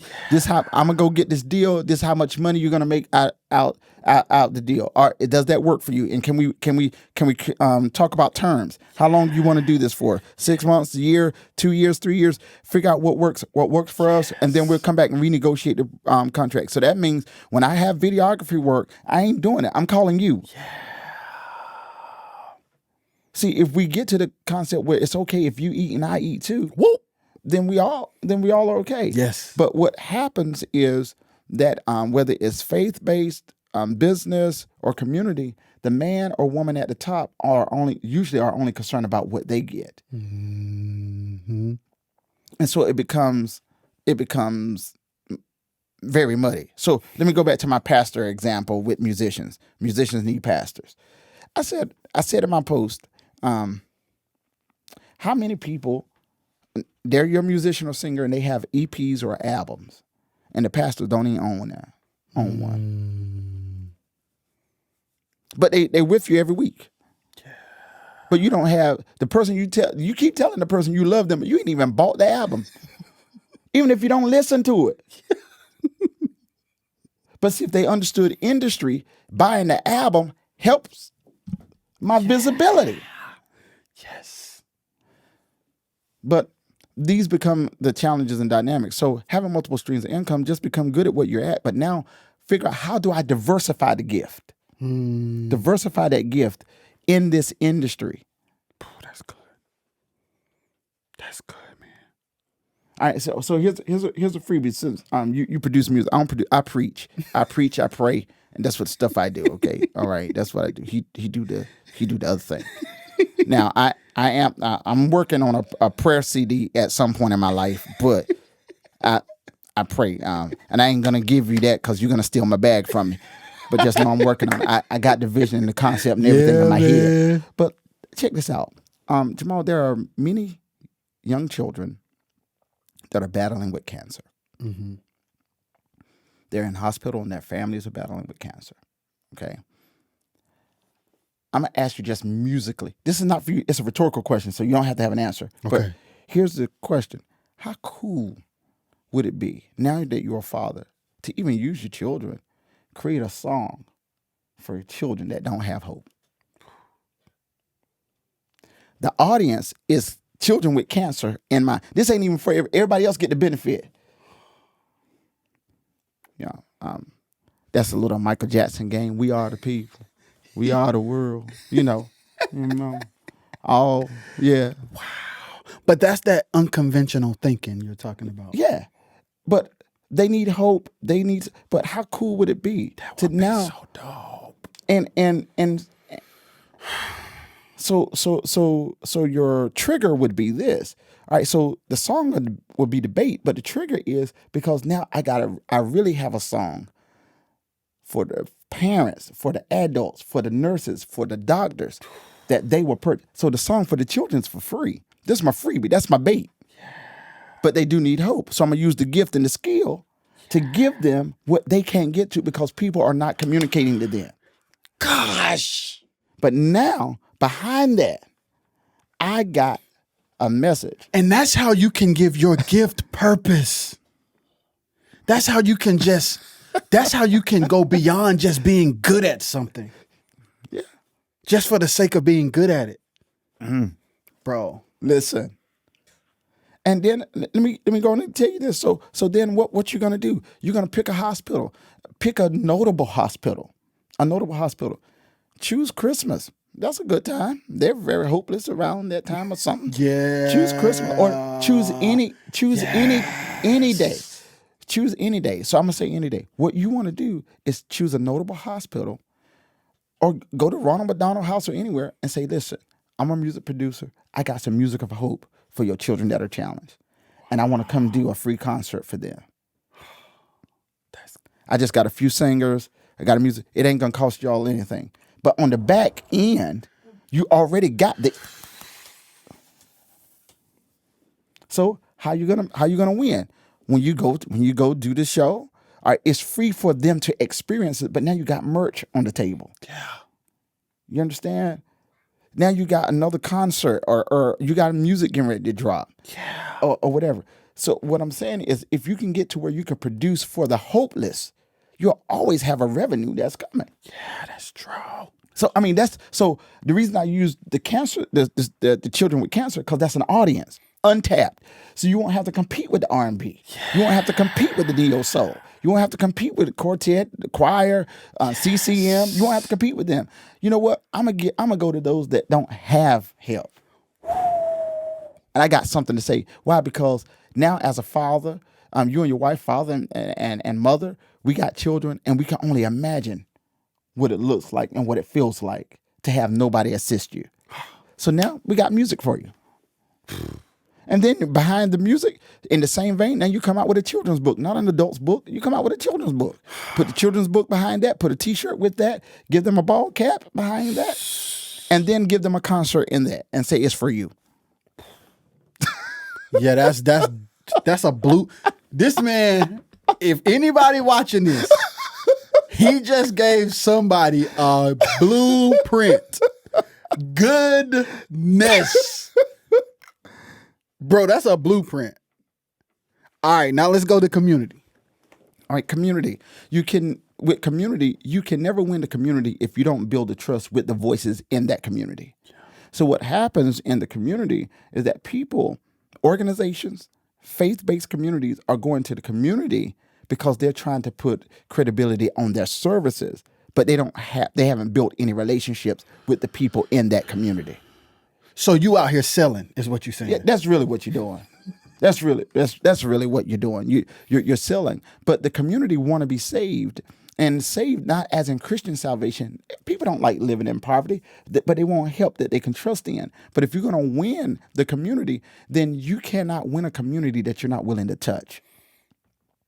It's not gonna work. And the way it works on the streets, let me look at this camera. I think our studio manager got this camera right here for me. So let me look at this camera. Or you can look at this one, either way. Okay, let me check this one over here. Okay, so the real truth is that when you're trying to win the community, that if you're not willing to get out there and just learn what people are going through and walk with them through their journey, then you won't have the trust of the community. And what happens when you don't have the trust of the community, they'll let you have your church, they'll let you have your program, but they won't now be married to that program or married to that church, married in the purpose of that ministry, married in that program of the organization. And because they will then realize, because in the streets, this is why I need to look at this camera. In the streets, you got 20 seconds before we discern if you're real or if you're not. This ain't 5 minutes. This ain't 3 days. It's 20 seconds. We know. I know it don't look like I'm from the street. Just you need to zoom in. But you got 20 seconds. By your second line, we already know you lying. You don't want nothing. Yeah. You don't want nothing. And so with the community is that now we have to be willing to face real issues. And so I was having a conversation today with men, because I am facilitating as administrator a men's movement down in Fayetteville. It is crazy. Anyway, I'll say something else about that. But I was facilitating this conversation, and what I told them was, when you're trying to get to the community, that they can't feel like a number. That they got to know that you're for them. And on top of this, Jamal, the community, they need more than food and clothes.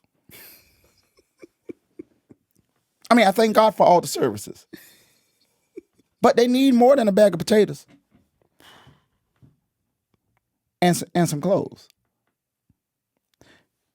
Free game for any organization or church that's listening. Let's go. How cool would it be for you to go into a community and all you had was brand new socks? That's it. You ain't got nothing else. We just got, for 6 months, our church collected socks, and we went into a dilapidated community and we gave out fresh socks for people. Why? Because we believe that people's feet need to be well.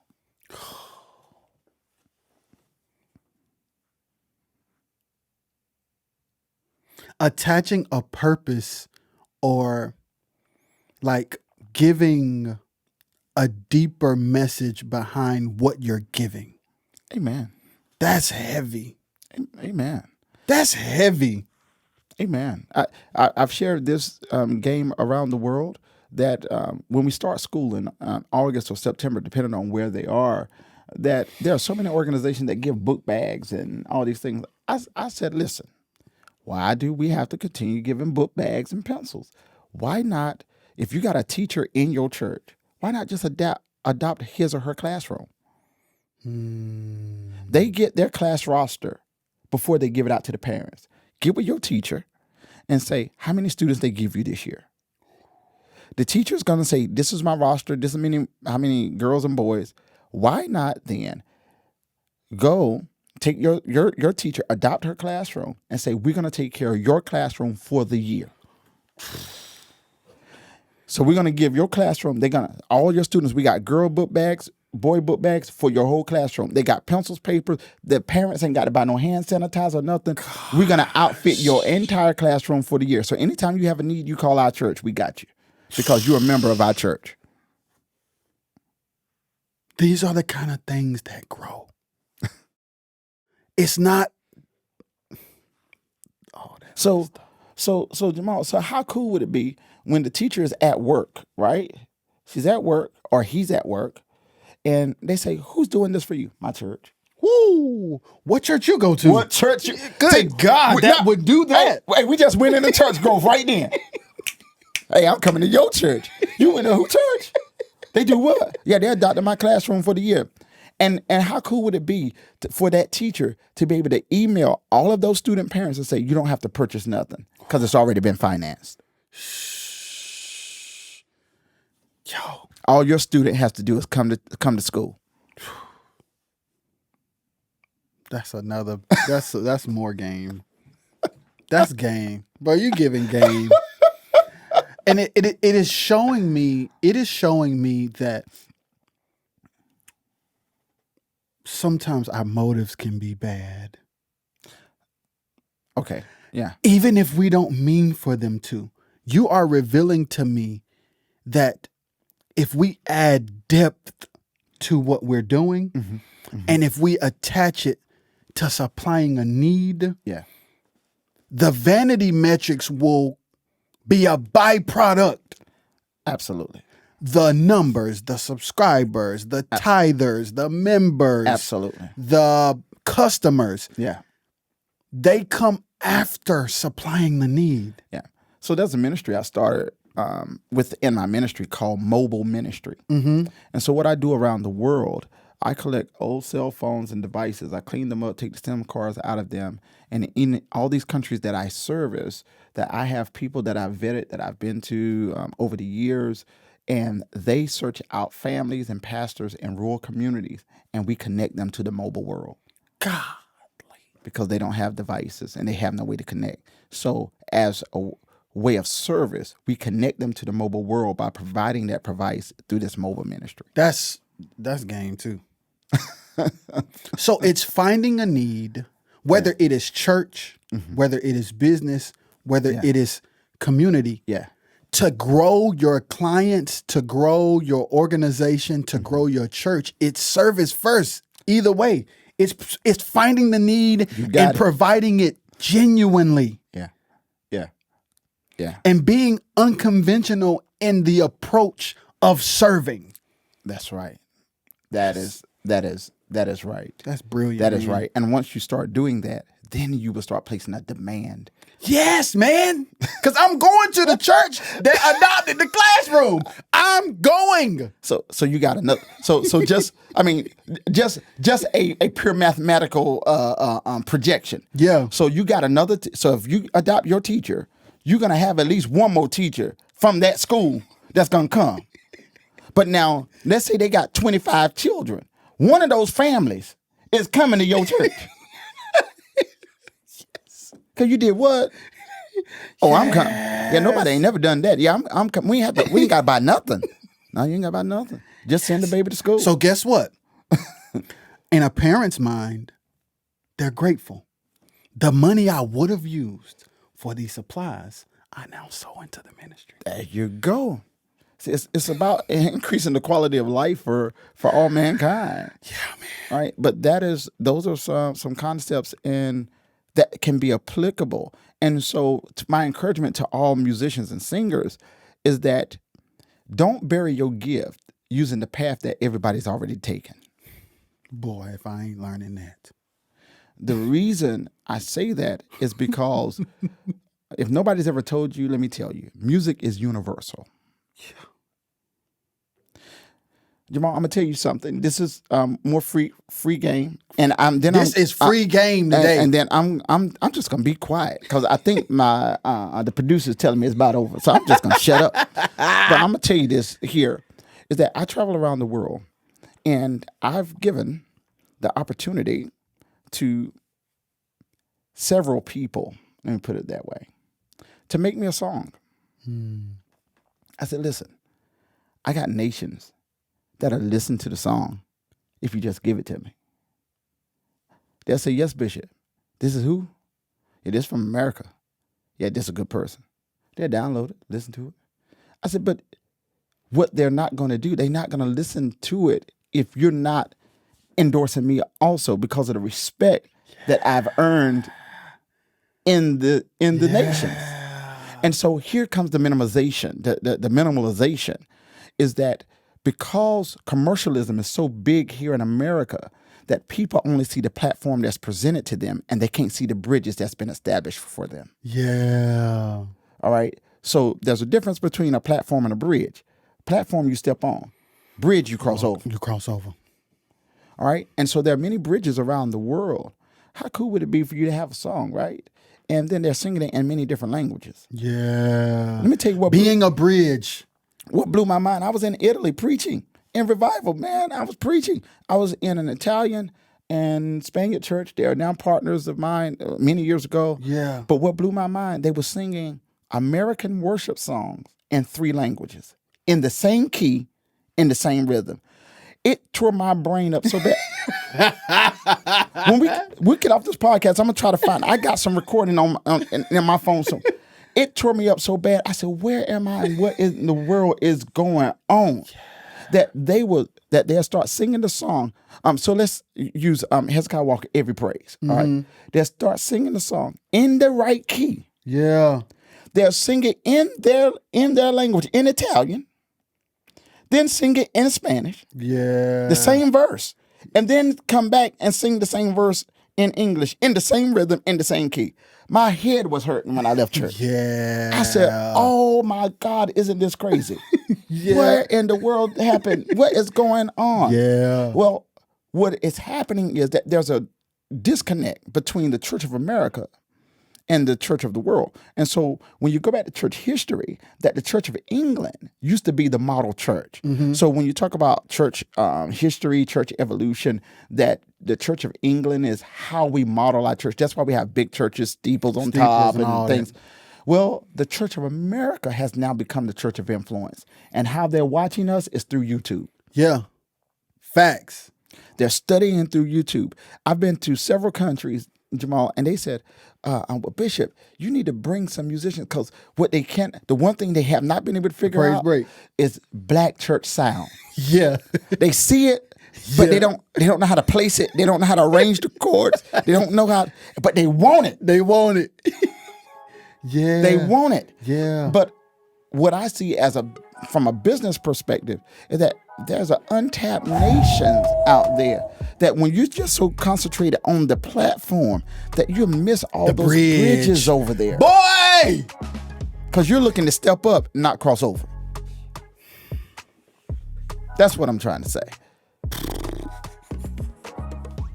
You looking to step up and not cross over. And what changed my life is when I stopped stepping up. I started crossing over. I started crossing over. Yeah. Thank you. Man, you're welcome, man. Yo, listen.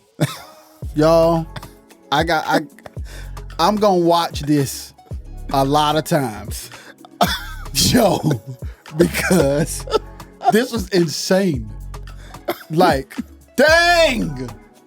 Y'all, this has been another episode of the RXS podcast with my man Roosevelt Ethridge. We out. Peace. Holla.